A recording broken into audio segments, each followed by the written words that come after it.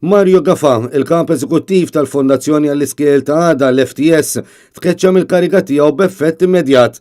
L-aħbar kienet żvelata mis-sit netnews.com.mt fejn kien irrapportat li Gafa intalab ma jagħmilx kuntatt mal-impjegati tal-Fondazzjoni mill-erba' filgħaxija stess u ma jidħol fl-ebda forma ta' operat.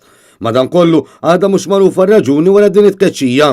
Ironikament din l-aħbar waslet propju fl-istess jum meta l-Ministru tal-Edukazzjoni Evarist Bartolo beda jiftaħar bl-iskola ta' Marsa Skala u ddieħa dwar skola oħra li l-Fondazzjoni għall-Iskiel ta' Għada suppost qed taħdem fuqha u li minflok għadha qed tistenna l-permessi għaliha.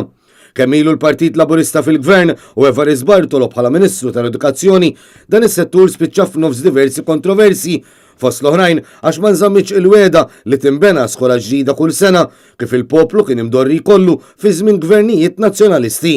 Minflok għal mill-anqas 3 snin kienu qed jitpoġġew containers barra skejjel biex l-istudenti jingħataw it-tagħlim fihom. Għal diversi drabi il-Ministru Bartolo kien ipprova jiġġustifika dawn il-containers meta kien jgħid li huma prefabricated classrooms. Mhux magħruf se jkun il-pass li jmiss ta' Evarist Bartolo wara tkeċċija ta' Mario Gafa minn CEO tal-FTS, anke wara li l-Ministru ilu għal dawn l-aħħar ġimgħat jipprova jwieġeb għan nuqqasijiet f'settur sensittiv bħal dan.